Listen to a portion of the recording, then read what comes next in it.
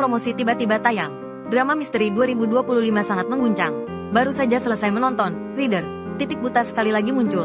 Dan semua episode langsung tayang sekaligus. Meskipun tidak ada bintang terkenal, tetapi alur ceritanya padat dan tanpa momen membosankan. Ini juga pertama kalinya saya menemukan bahwa drama ini tidak ada cinta. Hanya ada kasus dan drama misteri dalam mengejar pelaku. 500 juta orang begadang menonton sekaligus. Pembukaannya langsung dengan kejutan besar. Pagi-pagi di jalan terjadi kecelakaan. Tapi ketika polisi membuka bagian belakang truk besar, semua orang terkejut. Di dalam ternyata ada 5 tubuh.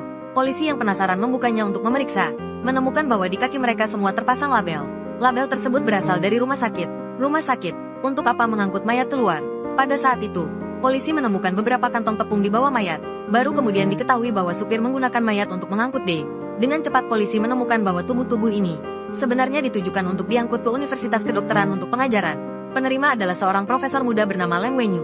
Polisi segera memanggilnya untuk penyelidikan. Namun ia mengatakan bahwa ia hanya bertanggung jawab atas pengajaran. Mengenai mengapa barang ilegal muncul di bawah mayat, ia menyatakan tidak tahu sama sekali. Ia juga tidak tahu apa yang terjadi.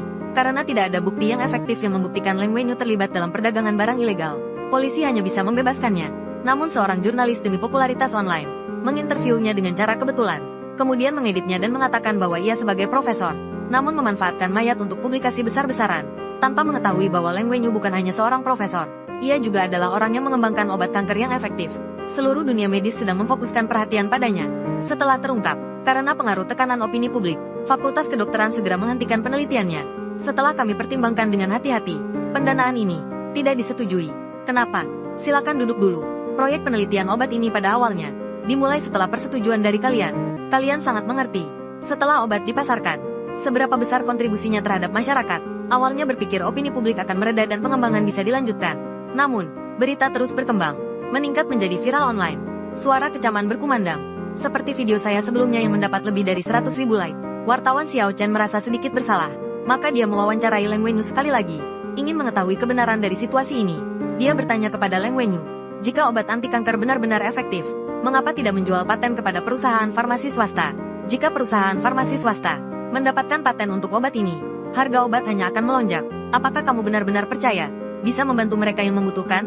Tetapi jika perusahaan farmasi swasta menawarkan uang besar kepadamu, apakah kamu akan mengubah pikiranmu? Maaf, saya tidak tertarik pada uang. Xiao Chen baru menyadari bahwa Leng Wenyu adalah orang yang baik.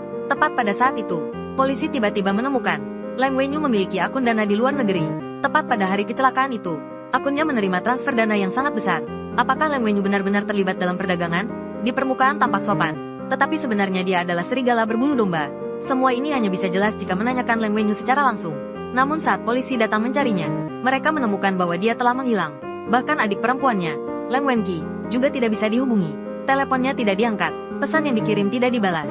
Saat polisi hendak membawanya ke kantor polisi untuk diinterogasi, adiknya tiba-tiba menerima pesan dari kakaknya. Namun isi pesan itu sangat aneh, terasa seperti perpisahan. Polisi segera memeriksa lokasi pengiriman pesan. Ditunjukkan berada di laboratorium Fakultas Kedokteran.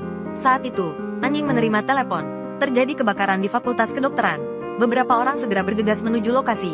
Mereka menemukan bahwa tempat yang terbakar adalah laboratorium tempat Leng Wenyu berada. Belum sempat petugas pemadam kebakaran melakukan penyelamatan, laboratorium itu meledak. Leng Wenqi benar-benar hancur. Leng Wenyu sedang lembur di laboratorium. Tim Guan menemukan mayat seorang pria. Korban adalah Leng Wenyu. Penilaian awal, ledakan disebabkan oleh merokok. Aku hanya ingin melihat, apa itu kakakku?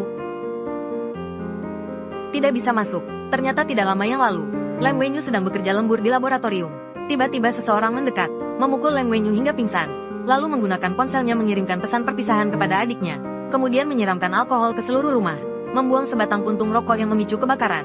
Setelah pemeriksaan, Leng Wenyu ditetapkan sebagai karena penjualan obat. Ditemukan tidak tahan dengan tekanan opini publik dan bunuh diri. Namun, adik Leng Wenqi tidak berpikir demikian.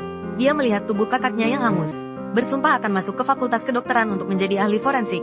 Mengungkap penyebab kematian kakaknya yang sebenarnya. Karena penyebab kebakaran dan ledakan adalah puntung rokok yang belum padam. Tapi dia tahu kakaknya tidak pernah merokok. Dari mana puntung rokok itu berasal? Jadi, selama beberapa tahun ke depan, dia belajar dengan giat. Akhirnya, setelah 5 tahun, dia menjadi seorang ahli forensik yang berkualitas.